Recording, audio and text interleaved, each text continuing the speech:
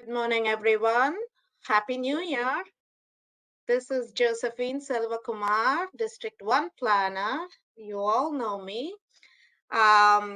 Before I start the meeting, I have to say, Jay, I got your project list. I just got to see that 10 minutes ago, and then I had to start the meeting, and I was answering the technical difficulties for the meeting, so I didn't get to go through the list.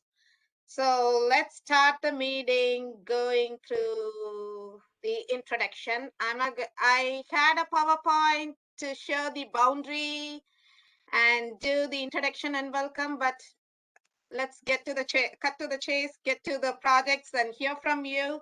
But I have the leadership team here, so let's do the introduction. And there are a couple of new members, and I usually send the email. I have the link from people. I have few names who have been active and then who hasn't been active. So it is good to have this introduction to know who are going to stick with the team, with the work group. So before we start with the introduction, we have our director, Steve Lafferty here. So I would ask him to say a few words and kickstart the meeting. Thank you, Josephine. Really, I appreciate it. As Josephine indicated, I'm Steve Lafferty. I'm the planning director in the county. I really just wanted to thank all of you for working so hard to get the sustainable community plan put together and getting to the point now that we get down to the hard work, which is how do we make sure all of these great ideas and these needs are addressed through an implementation strategy. So really here just to listen and learn and to then answer any questions anybody may have for me. But thank you again, Josephine, for including me today. Thank you, Steve. We have our Deputy Director, Amy. Amy, would you like to say hello? Sure. Hi, I'm Amy Mante. I'm Deputy Director for the Department of Planning, and I think I've met most of you, maybe not all of you, over the past few years. Thanks, Amy. We have our Division Chief, Ganejo. Good morning, everybody. I'm Ganejo, Community Planning Division Chief. Good to see everybody. Thank you for being here. Thanks, Gane. And we have our District 1 OCE Coordinator and Deputy Director of OCE, Mandy Remal. Good morning, everyone. Happy to see everyone on here and happy to be here just kind of listening today and seeing what everyone is coming up with. So thank you all for staying engaged. Thanks, Mandy. I'm just going to share one screen with the team members to make sure who all we have here. And if you could go around and just introduce yourself, that'd be really helpful. Can you all see my screen?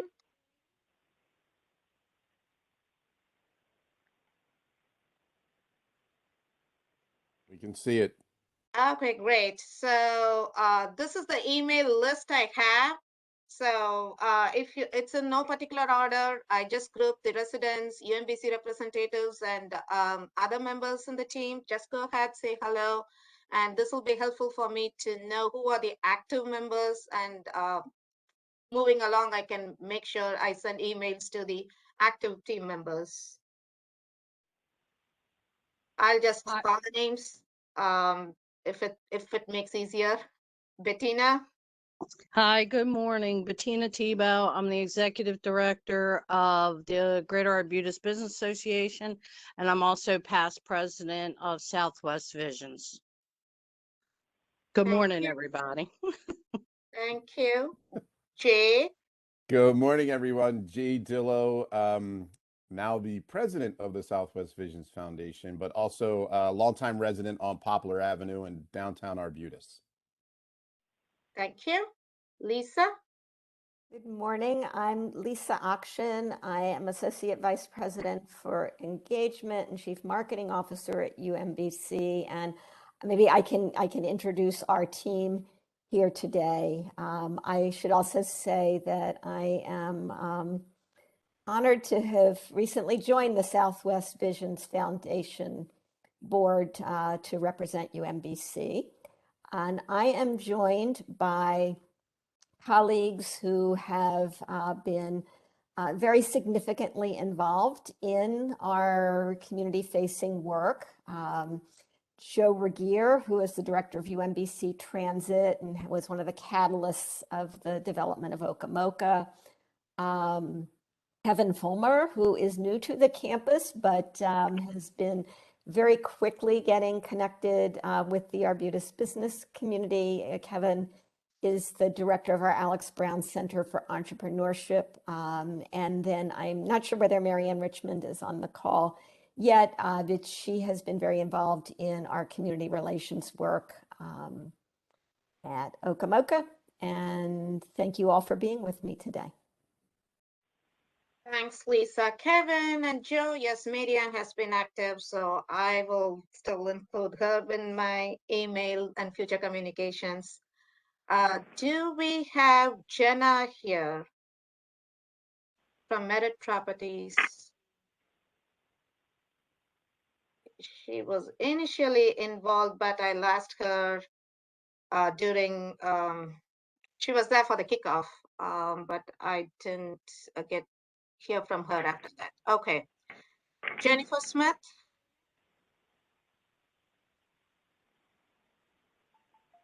Okay. Kim Blair? Paige Hafen? Carolyn Anton?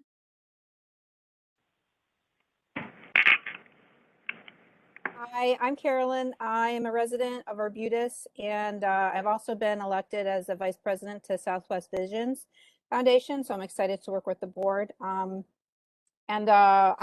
actually have a background in environmental science and policy, so I have a personal passion and interest in the sustainability planning as well. So this is exciting to be involved with everybody. Congrats and thank you. Do we have Paula here? Yes, I'm here. Paula recently secretary, Southwest Visions Board, longtime resident. Thanks, Paula. Marilyn? Yeah, hi, Marilyn Maitland, sort of longtime resident of the Southwest area. I'm a board member of the Southwest Visions Foundation, and I'm the president emeritus of the Baltimore County Arts Guild. Thank you. T. Whalen? Okay, I think that's all. Did I miss anyone?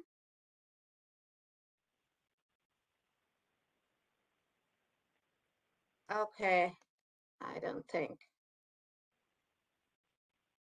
Okay, so the team met after we got the designation. We had a introductory meeting November 3rd last year, and then you all agreed to go and come up with top 3 priority projects to discuss. I did see Jay emailed a list of items. I got that one today morning. I didn't have a chance to go through the list, but the floor is yours. Jay, you're welcome to share and discuss the projects so that we can know what the group came up with. I'll stop sharing here.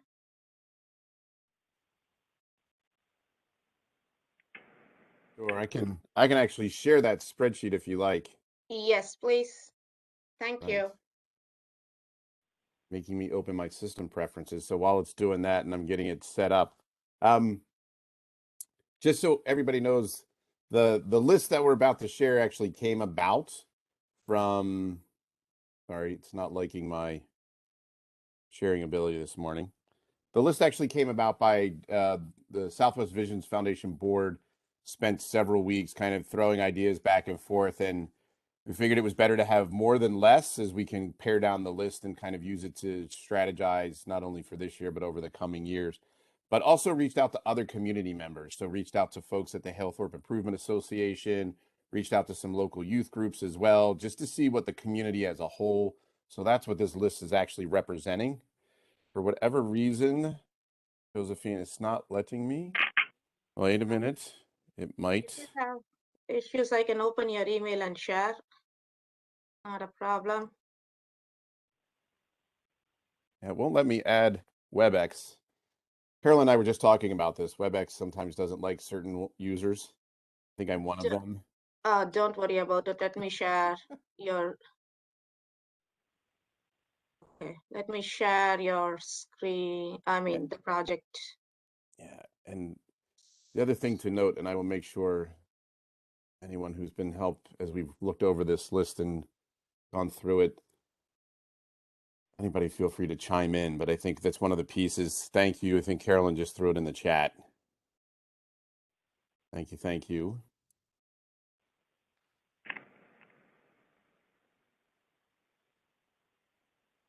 Okay, Oh, am I that sharing one. the right list? That is the one. Okay.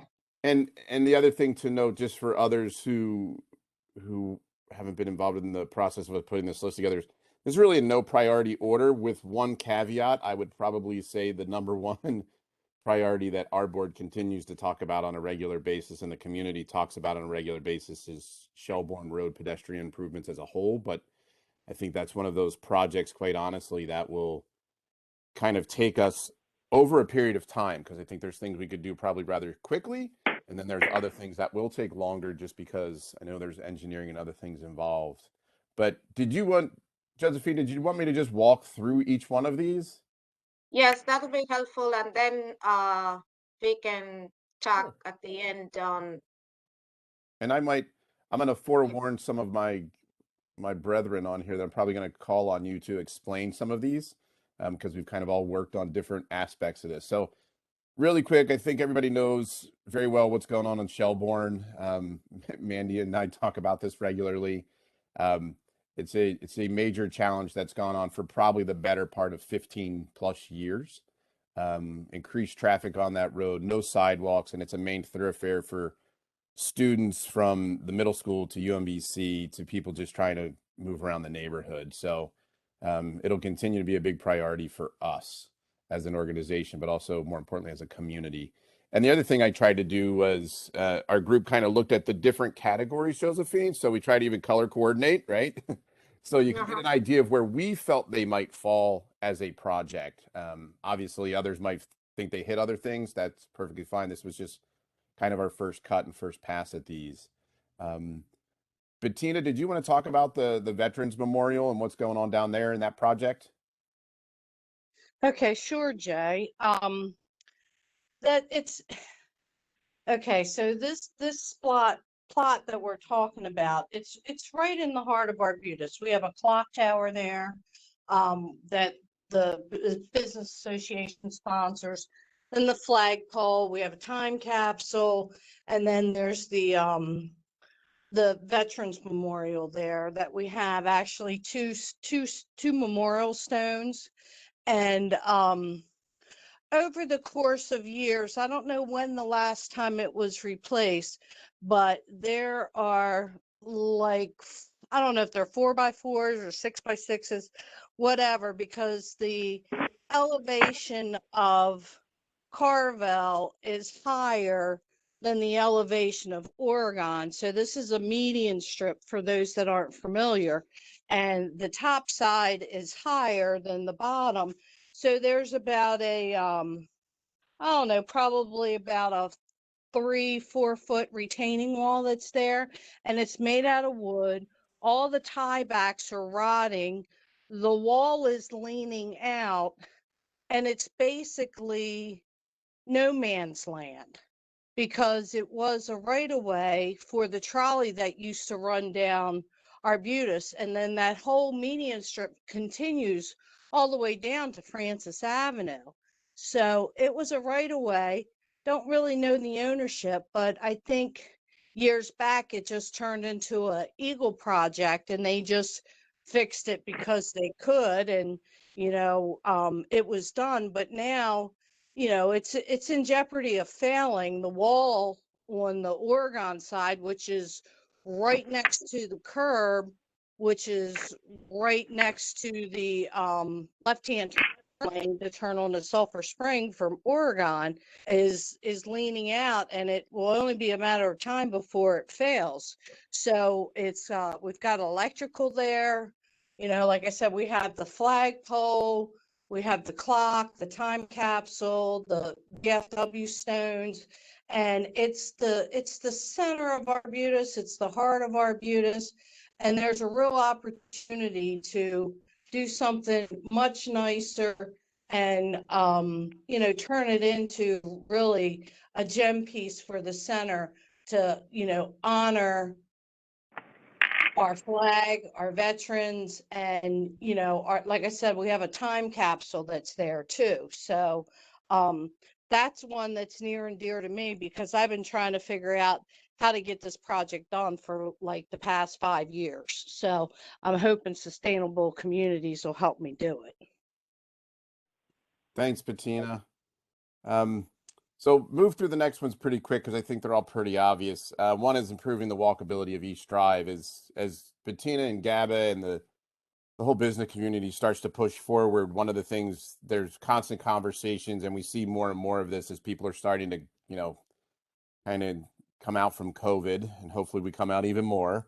But as people are out walking around, and there's only one or two crosswalks. It's not really where people cross and interact. It's a pretty busy street. So I spend a fair amount of time, at least I did pre-COVID, in Los Angeles, California, where there's a lot of walkability in busy communities and commercial areas. And we probably could learn some lessons from other places, even around our own county, to kind of help improve that walkability and the safety of those trying to get from one business on one side of the street to a piece of pizza on the other side of the street. So that's one of them.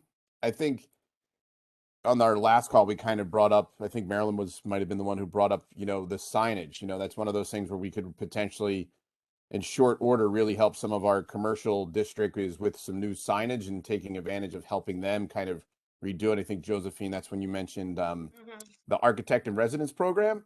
Right. Architect on call. Yeah. Architect on call. Thank you. So that really became another one of those pieces that the group brought up. The next one, sidewalk improvements in Halethorpe. This was actually, I happened to be on the listened in on the hearing for Southern Crossroads. And I kept hearing a lot about the sidewalk issue in the existing community around Halethorpe Elementary School and surrounding the new community to come. So I reached out to Carol Mox. I think Carol's formally the official past president of Halethorpe, but Carol and I have been on the neighborhood relations committee for UMBC for quite some time. And I asked her, I said, how real is this issue? And she said, oh, it's a real issue. And so we figured this could maybe be another one of those projects that we could embrace as part of the designation. It's kind of fitting that there's something new coming to that area, and the old community that surrounds it is also in need of some improvement, and sidewalks really seem to be an issue. Especially there's a lot of kids that make their way through those sidewalks over to the school. And I can only imagine that's going to grow as the new community comes online. The next one is property on Southwestern Boulevard. It's formerly known as Shuffles. If you've ever been down Southwestern Boulevard, it's the old bar that sits right next to the new Dunkin' Donuts drive-through, which is always packed. Right. I think we talked about this one. I guess you. Yeah, you and I shot you a note about this one because, Josephine, there's new owners who bought the property. They're really interested in doing something. I've actually walked that property with them. They would probably have to put as much money into renovating the building to bring it up to code to have it be a rental and or commercial property for the county as they did to buy the land and the building. So they're exploring their options, one of which is to demo the current building and turn it into a pad site of some kind. I know they do have a meeting actually with the owner this week. They have a meeting with the owner of Dunkin' Donuts to see if they can form some kind of partnership or relationship. But this is definitely one because it's right there. It's right where a lot of people who drive to get on the MARC train drive by it. They park, and it's kind of this. Quite honestly, it's an eyesore for the community. The next is another commercial property. It's for those of you who know, it's the house that Mr. Leon had, which is right next to the new Shuffles or Shuffles 2 or the old Oak Creek, whatever it's being called these days. It's a young couple who currently lease space, who have a salon across the street. They've purchased that property. They currently have 2 apartments, one on the first floor and one on the second floor. And they are in the process of wanting to convert that because it's one of the ones that's designated both commercial and residential. converting that into actually more of a full-blown salon and spa, and actually creating more space. They do own the building, and I've been talking to them. It's Emily and Cruz Anuka, and I've been talking to them for probably the better part of 3 or 4 months, as they've been trying to just figure out how they could go about it. They're some of our young entrepreneurs that we have, and they actually live right off of Oakland in the Arbutus community. So this is that old school where not only are they business owners in the neighborhood, but they actually live in the neighborhood. Is We that all a know. restaurant now? Yeah. Okay.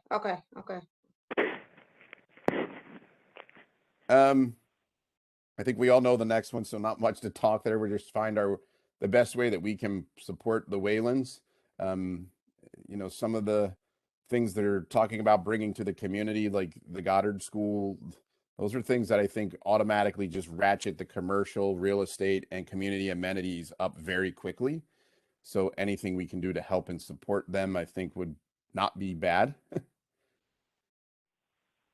I think we got a couple of more.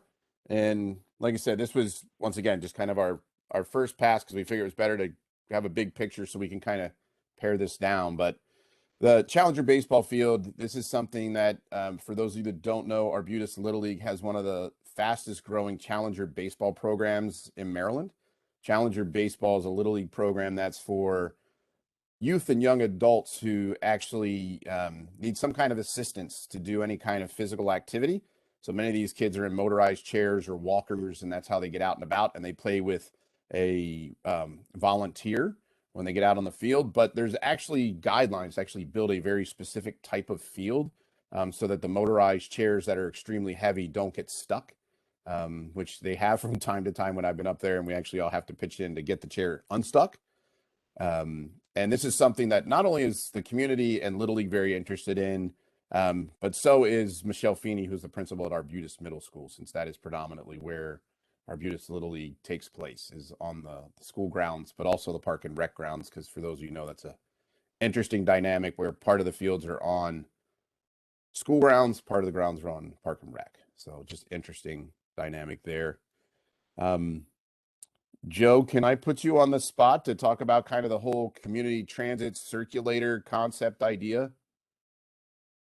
Certainly. So Joe Regier from UMBC Transit. One of the things that's absent in our combined communities, I'm thinking of at least 3 communities, maybe 4, in that area, in this region, is a circulator that connects those businesses with other businesses and citizens with those businesses. So what's absent is anything that starts to look like a circulator. I'm just now thinking of the Towson circulator and its advent, and how that creation now connects the university and the community in much better ways. Now, there's plenty of issues involved with town gown, but there's also issues with a university and a county. A lot of those things are complex and probably haven't been worked out before. So this might be new territory.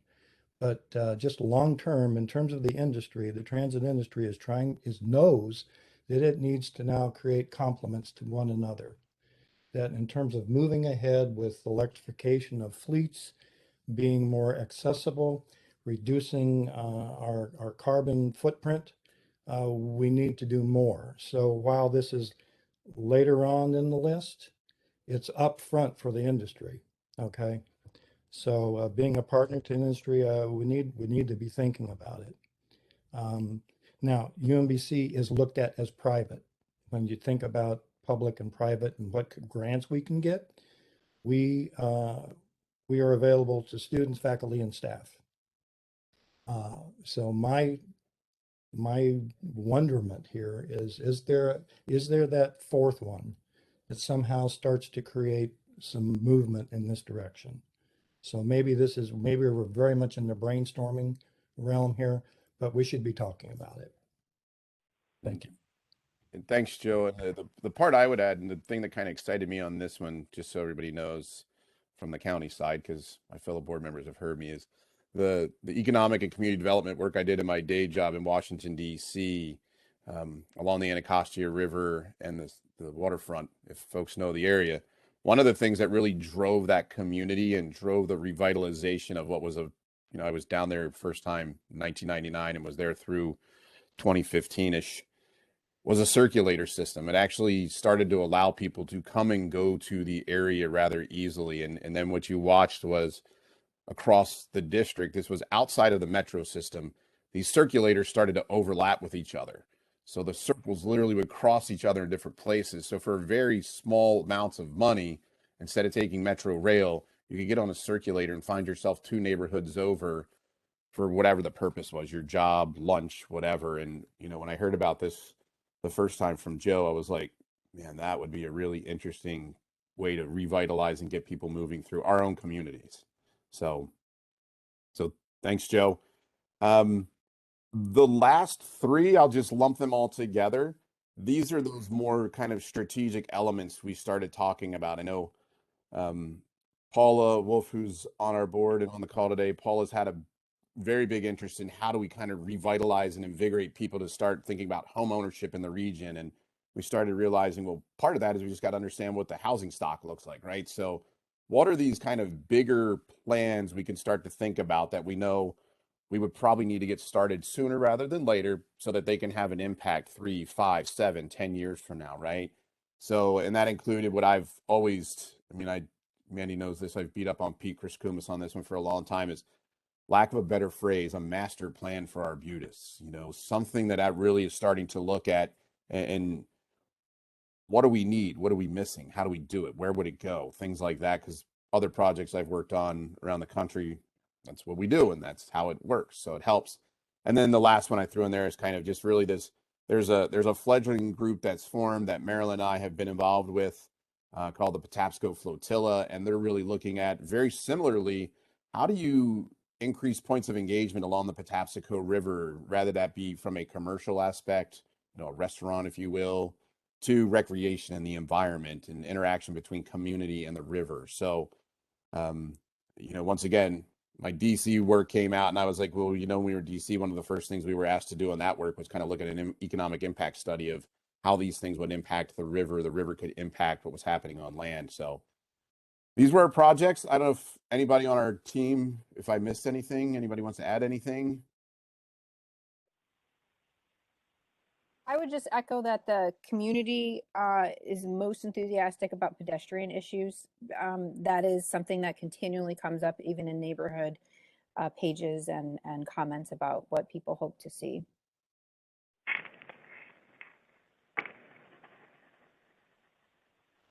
So Josephine, did we give you a whole lot to work with here? First of all, I would like to thank you, Jay, and the team for taking the time to do your homework after our first meeting. This is nice. Let me just give my input and then I have my leadership team here. They can jump in. So looking at all the projects here, I can definitely say we have mentioned about the pedestrian improvements in Shelburne, sidewalk improvements. All these are listed in our action plan, in the Sustainable Community Action Plan. Out of all the items listed here, something new which I'm seeing is the Veterans Memorial reconstruction. If I remember on top of my head, there was something listed on Memorial Park in the environment section, maybe.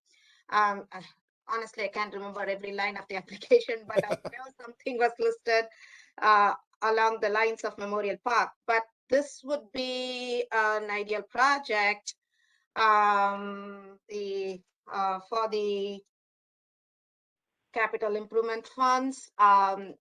Steve or Amy or Denny, if you have any thing to add, you can. But it would be nice to see what the team has in mind for a plan for the proposal, and also the cost of estimate for that. That would be helpful to know, to give us an estimate of, okay, you have identified the project, but a plan and estimate would be the next step.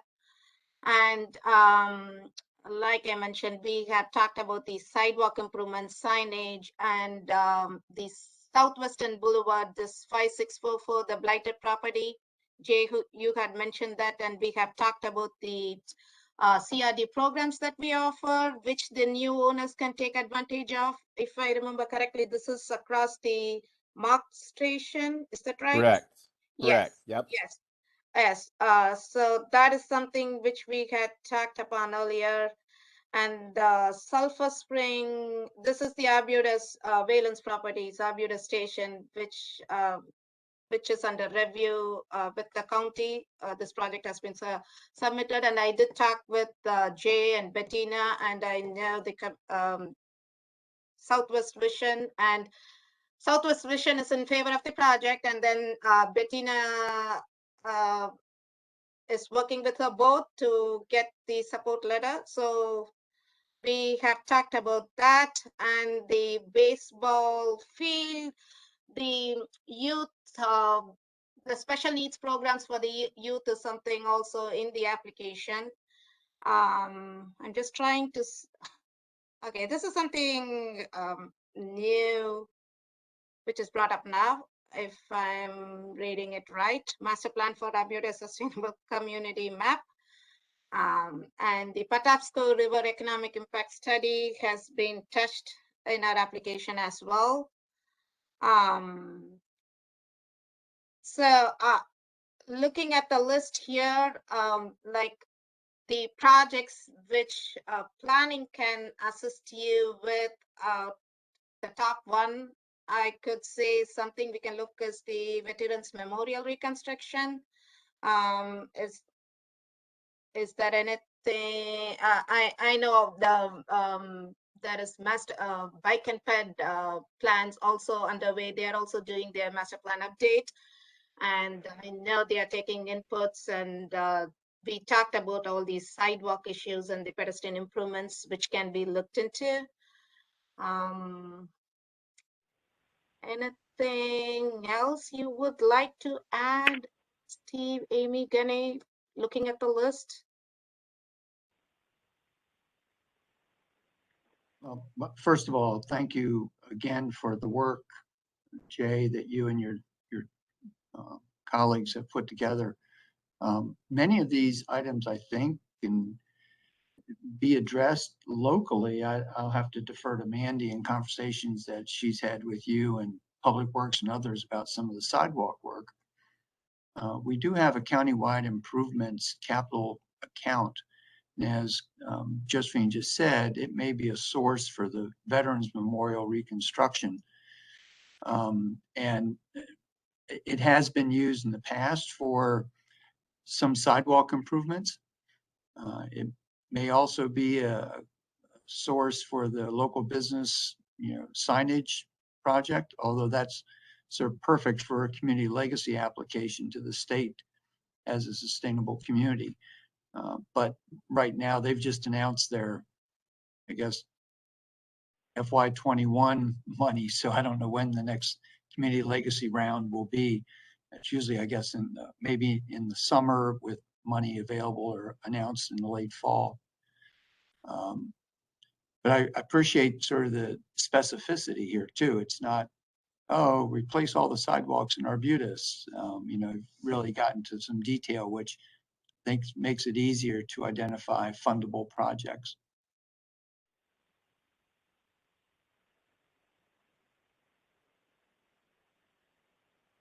If I can chime in too, I know Director Lafferty, a lot of the community has worked with us to look at some sidewalk improvements and, pedestrian bridge repairs and things like that. And a lot of times it becomes a funding issue, and that the funds may not be in the budget at this time or in the fiscal year budget at this time. So with this new designation, I think the group is trying to see how this new designation can help move some of these projects along, and any additional funding that they could technically apply for to kind of move those projects up to the front of the line with the new designation. If that, and Jay, just correct me if I'm wrong, but that's kind of what I think is the reasoning for adding these. Okay, perfect. Correct. Because as You know, as Mandy, you know, like there's on Shelbourne, we have that one pedestrian bridge, which it took us a couple years to figure out who owned the bridge. And it was at the top of the list to be replaced this past summer. And then all of a sudden school started, it hadn't been replaced, and we found out it had actually been bumped from the list, and we don't know where it is on the list. So we were like, all right, we just need to keep bringing that one back up. I know we've had some great conversations with UMBC. I mean, I'm remiss in saying I'm also the co-chair of the Neighborhood Relations Committee with Lisa Oshkin, and Lisa and I have been doing that work for a long time. And we've been talking about this issue pretty much the entire time that committee was created over a dozen years ago, or about a dozen years. And the university now is actually looking at a big, you know, they have their plan, and there's some improvements that they're talking about on that backside near Shelbourne. And we were like, oh, this is, how do we just kind of rally everybody to take a look at that entire stretch of Shelbourne? Because we have the new sidewalks that come down from I call it new library and rec center. It's new to me. I went to a different library as a kid in the neighborhood. It's not any new anymore, I've learned. But there's a sidewalk that comes all the way down to Shelbourne from the library, and then they just kind of stop where the Cowdensville AME church is. And it's like, all right, you know, once again, we just want to keep this issue kind of forefront, because we know as long as we keep it forefront, we can kind of maybe make some modest improvements along the way, knowing that some of the bigger improvements will take time, because they take engineering, they take dollars. Some of those dollars are going to be bigger than others. But you know, perfect example, the intersection right there at Shelbourne and Poplar. I live on Poplar Avenue. I go through that intersection multiple times a day. It's not even painted or marked as a crosswalk. Mhm. But there are plenty of people that go through that intersection as pedestrians on a daily basis, just because it's a main thoroughfare from UMBC to downtown Arbutus, and then back and forth for the community between the middle school and Swess, which is at the church right near, close to the intersection. Okay, thanks, Jay. Thanks for this list. Let me stop sharing here and we can talk about the next steps.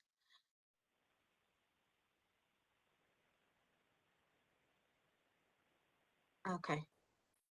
Okay, so we can schedule another meeting. Let me discuss this list with the planning staff, and then get back to you. So let's narrow down to the maybe first top three, what we can start working on. And we can schedule another meeting. I can email you before the meeting to give you our input on which is the first thing we have to do. Or if you have narrowed down, like, okay, Veterans Memorial thing is the first thing we are going to tackle now, or from the list, if it's of no order, or if it's like the priority which you have listed from 1 to 3, we can pick which planning can help you with connecting with the state or getting the funding, as Steve mentioned, with the community legacy application, the capital improvement funding. Like, I can get back to you on that with maybe the first 3 projects, and then I can work with the group and schedule another meeting to talk on what we are going to do next with the list which you gave us. So that's one thing I wanted to tell. And the next thing is that, again, thank you for coming up with the list. You have done your job. That's good. So this has to continue. I'm hoping that the group will take the lead. And you identify the projects now. The next step is making it happen. So we are looking at the action. So the steering committee will be working together to make this happen with the projects identified. And as always, we will help you. Planning will be helping you in each step to connect you with the right sources and help you with with any help you need in implementing the projects and giving you the right information. So we can do that. If you want to schedule the meetings every month to make sure that we are going in the right process and make sure that things happen, we can do that. I can initially facilitate these meetings and make sure that we go in the right direction to make things happen. We can do that until things settle down with COVID. We can do it virtually. I hope that's what everyone would prefer. So let me know on those thoughts. Not right away, but you can email me. That will be helpful. I know you guys all have your board meetings, and then you would prefer to have this meeting after the board meeting. That's the sense I got. So we can do that. So those Yeah. are So, the two. so Yeah. Josephine, just so you know, yeah. So we had a great board meeting. Then we had a working session. We actually planned a working session for tomorrow. So we wanted to wait and have this call, and then we're going to have a working session tomorrow at Okamoka, just so that we can really start to think through, to your point, like what does it take to do each one of these projects, and what would that priority list look like? So a lot of the things you're saying now is great to hear, because it's kind of filling out our limited agenda for tomorrow and the time that we have together. Okay, that's good to know. So at my end, I can go through this list with our directors and then get back to you. And you do your action thing with your meeting and get back to me, and then we can schedule the next meeting and see the top project which we are going to tackle next. And then we can talk, and then eventually I'll schedule the regular meetings for the progress update. Does that sound like a plan? Sounds like a great plan. Okay. And I did have one question for the county. I don't know if this has ever been asked before. I can't imagine that it hasn't. So probably is an answer. We have had a couple of businesses who literally did some things weeks before we got designated. Do they have the ability, now that we have the designation, to access, to basically be reimbursed for things they've done? Or is that just, we got designated on this day, it's cut and dry, they did the work prior to? I didn't know if there was any kind of window that the state kind of allows to go back. I think everything is more prospective, Jay. Okay. That, and as I said, most of the state funds now, I don't know about the Neighborhood Business Works program that is really targeted towards small businesses. And they may have some different standards, but when you're talking about community legacy or those kind of programs, it's, work to be done, not, even though the payments are for reimbursement, but it's only after the time of the agreement. At least that's been my experience. Maybe Amy has some different experience, but I think it's generally prospective. Yeah, I had a feeling that was the answer. That's the way it was in the work I've done other places. But I told people I would ask, so I've asked. Now, I will say that depending on the project, we, with our countywide improvement account, if there's a large project and funds are for part of that project, the project may have started before, and this just sort of facilitates the final funding. So it really depends upon the project. As an example, Community Assistance Network, which is now rebuilding its food pantry to make it more like a food store, a grocery store, where you can go in and pick things instead of just getting a bag. They've been undergoing a lot of work, and we're going to help support the conclusion of that project, but they've already started it because the total cost is much greater than what we're providing. So again, it depends upon the nature of the ask and the needs that are out there. We're probably a little more flexible, or able to be a little more flexible than I'd say the state has been. That's very helpful, because one of the projects that one of the commercial business owners is in the middle of their project, and it's kind of stalled a little bit because they're waiting to build up some capital so that they can kind of finish out their work. So I'll have to get with them to see what timing is, to see where they are. Well, and Josephine or Mandy can certainly connect you with our economic development people to see if there's any resource there that might be able to help this individual business person. Sure. Great. Thank you. Okay, is there anything else anybody wants to add?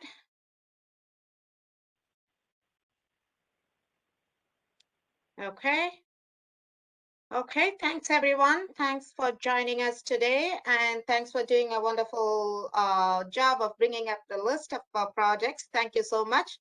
So I will touch base with Jay with the upcoming meetings and the next steps. Okay, Thank you. Thank you Josephine. all. thank you. Thank you. Thank you. Thank you.